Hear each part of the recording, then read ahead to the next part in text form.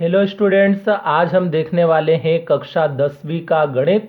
इसमें आज हम अध्याय 3 जिसका नाम है दो चर वाले रेखिक समीकरण युग्म, इसके सवालों को हल करेंगे। तो वीडियो स्टार्ट करने से पहले यदि आपने अभी तक हमारे चैनल को सब्सक्राइब नहीं किया है तो सब्सक्राइब कर लें और बेल आइकन को प्रेस कर दें ताकि आने वाले हर वीडियो का नोटिफिकेशन आपको प्राप्त हो सके। और वीडियो को अधिक से अधिक लाइक एवं शेयर जरूर करें।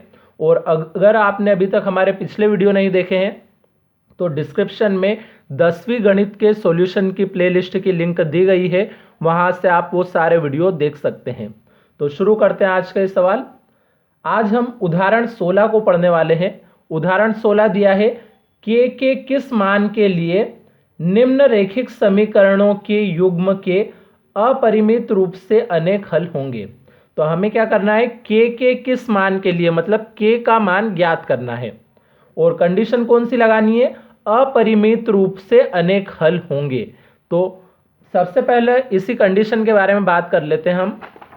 जब भी हमारे पास कोई दो रेखिक समीकरण होती है इस रूप में a1x plus b1y plus c1 बराबर 0 और a2x plus b2y plus c2 बराबर 0, ये रेखिक समीकरण के सामान्य रूप लिखे हैं।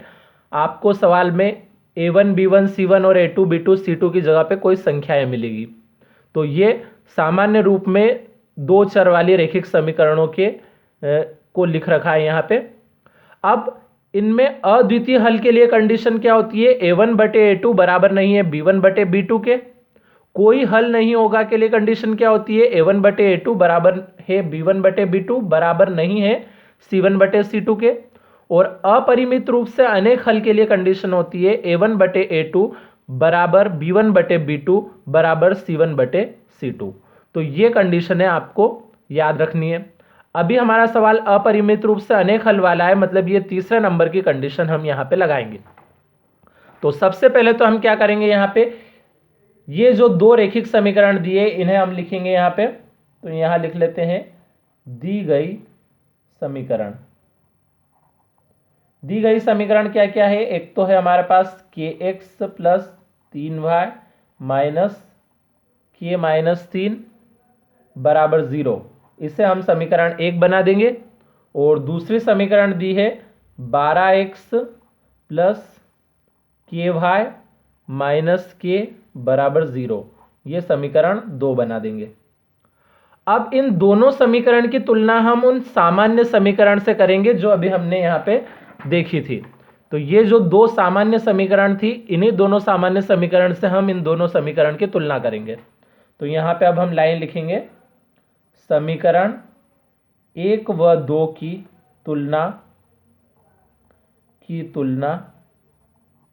क्रमशः a1x plus b1y plus c1 बराबर 0 तथा a2x plus b2y plus c2 बराबर 0 से करने पर तो इन दोनों समीकरण की तुलना हम इन दो सामान्य समीकरण से करने वाले हैं। पहली समीकरण की तुलना पहली समीकरण से करनी है, दूसरी की दूसरी से। तो अब अगर हम यहां देखें तो यहां पे x की जगह पे तो इस समीकरण में x ही दिया है। अब हमें देखना क्या है, a1 की जगह पे क्या है। तो इस a1 की जगह यहां समीकरण में k दिया है, तो हम लिख देंगे a1 बराबर k। फिर अगर b1 की जगह हम देखें तो b1 की जगह हमें क्या नजर आ रहा है, ये 3, क्योंकि y की जगह y है, मतलब b1 की जगह क्या हुआ, 3। तो अब हम यहाँ पे b1 बराबर कितना लिख लेते हैं, 3। और c1 की जगह यहाँ पे जो भी पीछे अचर संख्याएं हैं वो सभी, मतलब c1 की जगह हमें ये माइनस भी लेना है, क्योंकि यहाँ अगर प्लस होता तो हम नहीं लगाते, लेकिन माइनस है तो लेना पड़ेगा। और साथ में ये k माइनस 3, ये पूरा c1 का ही मान है। अब ऐसे ही दूसरी समीकरण की तुलना इस दूसरी समीकरण से करें तो a2 की जगह पे हमें क्या नजर आ रहा है, ये 12, a2 बराबर 12। फिर b2 की जगह पे क्या नजर आ रहा है, k, तो b2 बराबर k। और C2 की जगह क्या नजर आ रहा है, C2 की जगह ये माइनस का k, C2 बराबर माइनस का के। तो ये हमने मान लिख लिए। अब हम a1 और a2 को आपस में बटे में लिख लें। a1 के बटे में a2 लिखा। जब इन्हें हमने बटे में लिखा है तो इनके जो मान है वो भी आपस में बटे में लिखा जाएंगे, मतलब k के बटे में आ जाएगा 12। ऐसे ही b1 के बटे में b2 अगर लिखेंगे तो 3 के बटे में आ जाएगा k, और c1 के बटे में c2 लिखेंगे तो माइनस k माइनस 3 के बटे में आ जाएगा माइनस का k। अब जो प्रश्न के अंदर हमारे पास लिखा था कि निम्न रैखिक समीकरण युग्मों के अपरिमित रूप से अनेक हल होंगे, तो अपरिमित रूप से अनेक हल के लिए जो कंडीशन होती है वो अब हम यहाँ पे लगाने वाले हैं। तो हम यहाँ पे लिख लेते हैं पहले, अपरिमित रूप से अनेक हल होंगे, अनेक हल होंगे यदि। अब अपरिमित रूप से अनेक हल के लिए मैंने क्या कंडीशन बताई थी, a1 बटे a2 बराबर b1 बटे b2 बराबर c1 बटे c2। तो इसी कंडीशन को हम यहाँ पे लिख लेते हैं, a1 बटे a2 बराबर b1 बटे b2 बराबर c1 बटे c2। अब इनके मान रख लेते हैं। a1 बटे a2 का मान हम यहाँ पे से रखेंगे ये k बटे 12, फिर बराबर b1 बटे b2 का मान रखेंगे 3 बटे k, फिर बराबर c1 बटे c2 का मान रखेंगे ये माइनस का k माइनस 3 बटे माइनस का k। ये मान रख लिए हमने।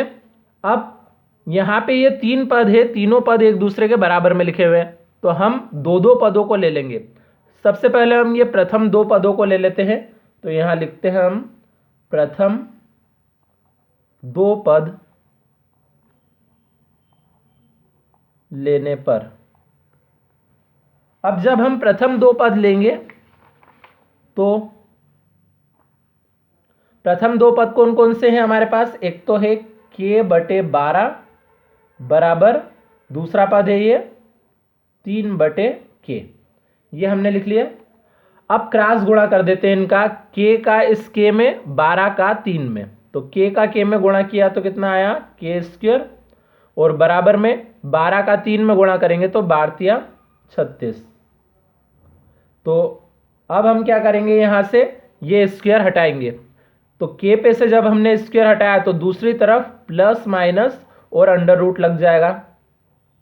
तो प्लस माइनस लगाया और 36 पे अंडर रूट लग गया। अब k बराबर प्लस माइनस 36 को अंडर रूट से बाहर निकालते हैं तो कितना आता है, 6 आता है। तो k बराबर अपने पास आया प्लस माइनस 6। अब ये k का मान तो हमारा प्रथम दो पद को लेने पे आया था। अब हम अंतिम दो पद ले लेते हैं। अंतिम दो पद का मतलब एक तो दूसरा और एक तीसरा पद। तो यहां पे अब हम लिखेंगे अंतिम दो पद लेने पर। अंतिम दो पद कौन कौन से हमारे पास, एक तो ये है 3 बटे k बराबर, फिर है माइनस का k माइनस 3 बटे माइनस का k। ये अंतिम दो पद ले लिए। अब इसमें इस माइनस से ये ऊपर वाले माइनस को कैंसिल कर दिया, और इसमें भी हम वैसे ही क्रॉस गुणा कर देंगे। k का गुणा इधर 3 में करेंगे तो ये हो जाएगा 3k, और इस k का गुणा करेंगे k माइनस 3 में, तो ये k के गुणे में लिख दिया k माइनस 3 को। अब अगले स्टेप में ये 3k तो ऐसे ही लिखा, बराबर k का अंदर दोनों संख्या में आप गुणा करें तो k का k में गुणा करने पे तो हो गया k स्क्वायर, माइनस k का 3 में गुणा करने पे आया 3k। अब सारी संख्याओं को हम एक तरफ कर लेते हैं। जैसे हमारे पास k स्क्वायर तो पीछे है ही सही, माइनस का 3k भी बराबर के पीछे ही है। इस 3k को भी हम यदि बराबर के पीछे लाए तो ये प्लस की जगह काय का हो जाएगा, पीछे लाने पर माइनस का 3k। अब बराबर के आगे देखा जाए तो हमारे पास 0 बचा, लेकिन उस 0 को हम बराबर के आगे नहीं लिखते हुए पीछे ही लिख लेते हैं। अब k स्क्वायर ऐसे ही लिखा है।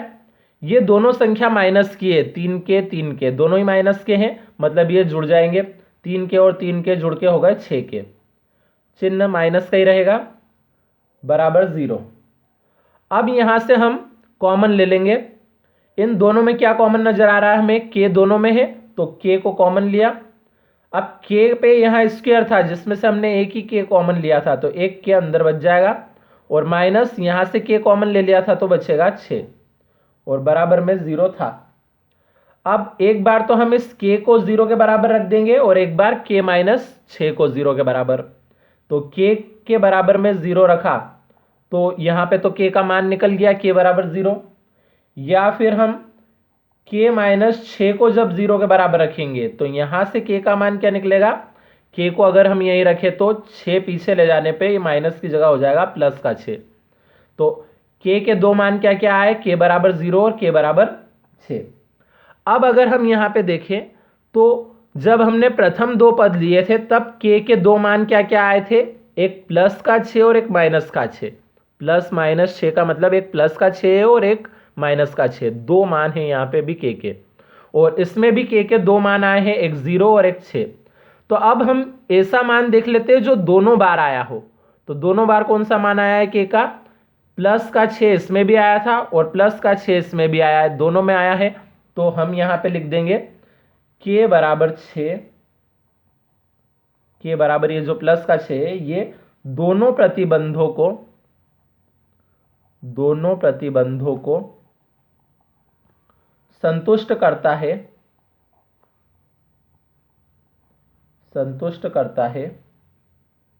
अतः k बराबर